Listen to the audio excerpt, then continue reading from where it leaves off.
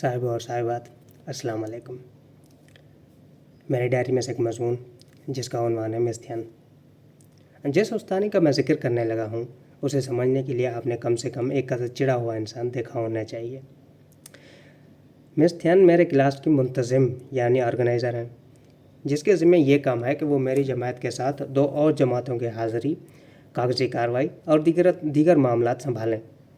जितनी खुद को ये तुरम खान समझती हैं, इतना क्लास के लौंडे उसे संजीदा लेते नहीं हैं। मैं ये नहीं लिख सकता कि वो दिल से कैसी हैं, उनके दिल से अच्छे या बुरे होने के लिए उम्मत में इख्तलाफ है। उनके ऑर्गेनाइज़र बनने से पहले एक और किरदार हमारे क्लास का ऑर्गेनाइज़र हुआ करता था, जिसके लिए एक अलग तहरीर दरकार है। चलें, मैं आपको मिस्थ्यन की सूरत बताए देता हूँ। ये चीनी लड़की या औरत कह लें, उम्र के हिसाब से इतनी ज़्यादा बड़ी नहीं है, शायद 30 के आधे में रही होंगी। कद छोटा, दूधिया रंगत, आंखें छोटी लेकिन शफाफ, छोटे बाल जो चेहरे के इर्द गिर्द अक्सर झूमर बनाए रखते हैं, नाक पिचकी हुई, भरी जिस्मत, बोलने लगे तो लगे शायद तार के ज़माने में कोई उस पार से बोल रहा है। बात करने में एक निस्फानी गरज, बात में साफ कोई और एक तरतीब, गुस्सा हमेशा नाक पर, हर चीज़ से उलझाव और चिढ़, और हर बात में वो डर कि हर आम व ख़ास को ब्लड प्रेशर की गोली खानी पड़े। अगर कोई ऐलान करना हो, जिस बात पे वो ज़ोर देना हो, तो उस बात पे ताली का एक ठेका और जिसामत में एक हल्की सी लचक। लिबास मगरबी पर पुरवकार जो उसके छोटी कदमों में खूब जचता है। मैं ये चीज़ें बढ़ा के पेश नहीं कर रहा, आँखों देखा और कानों सुना हाल मुफस्सल बयान कर रहा हूँ। मिस्थ्यन ने हमें और हमने मिस्थ्यन को तंग करने में कोई कसर छोड़ नहीं रखी। हमने एक दूसरे को बीपी के साथ साथ वो तमाम अमराज की दवाइयाँ खाने पे मजबूर कर रखा है जो अमराज हमारे जहन से पोशीदा थे। मिस्थ्यन की गलत फहमियों में एक ये भी है कि उनको यौम अव्वल से लगता है कि उनके होने से ही बहारों में है सबात, लेकिन ऐसा नहीं है।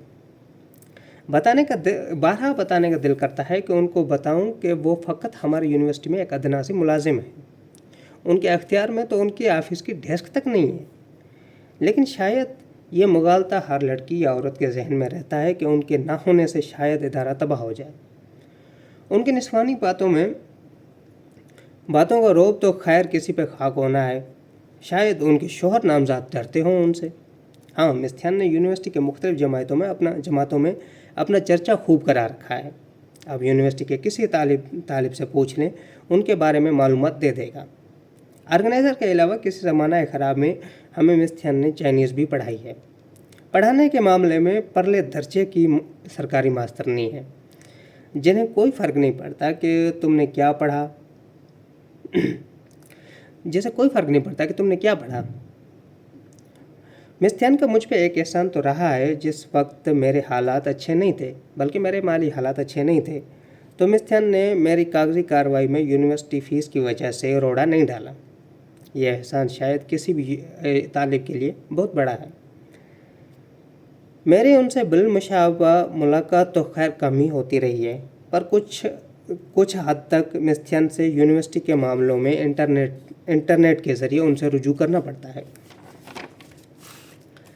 जब से मिस्थ्यन हमारा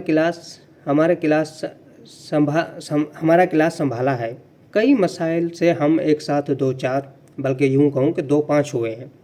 मिस्थ्यन के आने के बाद कई कवानीन में रद्दोबदल हुई है। एक से तो अभी तक जूझ रहे हैं। मसलन अव्वल तो यह था कि हमारी यूनिवर्सिटी में पासिंग मार्क्स 40 थे, जो बढ़ाकर 60 कर दिए गए। और अभी जो ताज़ा मसला हम पे मुसल्लत है, वो कागज़ों में हमारी डिग्री का नाम। इन दोनों मसलों के अलावा भी मेरे क्लास के ताल्लुकात मिस्थ्यन से कुछ खुशगवार नहीं रहे। मिस्थ्यन ने फितरी तौर उन लोगों को कबूल ही नहीं किया जिन्होंने अपनी ज़िम्मेदारियों से मुंह मोड़ा हो, जिस वजह से मिस्थ्यन की सर्द जंग एक अच्छी खासी तादाद से जारी है। पहले ही जिक्र किया कि मिस्थ्यन सिर्फ एक नौकरानी है, तो इसके हाथ में इस सर्द जंग को जीतने के लिए कुछ खास है नहीं। मिस्थ्यन के स्टाफ में क्या हैसियत है ये तो हम नहीं जानते, لیکن ان کے مصروفیات کبھی ختم ہونے کے نام نہیں لیتے۔ ان کو ایک بیماری یہ بھی ہے، ان کو ایک بیماری بے رخی کی بھی ہے۔ آپ چاہے مسئلہ کشمیر ان کے پاس لے جائیں، وہ اس بے رخی اور بے دلی سے سنے گی کہ آپ جھلس کر رہ جائیں گے۔ اگر آپ نے کبھی ہومیوپیتھک کے ڈاکٹر سے علاج کروایا ہو تو آپ کو اندازہ ہوگا کہ میں کس نوعیت کی بات کر رہا ہوں۔ مستھین بھی اپنے کمپیوٹر میں نگاہیں ڈالے رکھے گی اور آپ کو کہے گی کہ بولو، اور آپ کی بات کے دوران صرف ہیں کرتی رہے گی تاکہ اطمینان رہے کہ وہ سن رہی ہے۔ جب آپ کی بھٹو جیسی تقریر ختم کر چکیں گے تو ایک جملے میں آپ کو صاف کر دے گی کہ ہاں ہے یا نہیں۔ خیر، کبھی آپ نے ان موصوفہ سے ملنا ہو تو HMU کے انٹرنیشنل ایجوکیشن ڈپارٹمنٹ کے دوسری منزل کے 211 نمبر آفس میں ان سے مل سکتے ہیں۔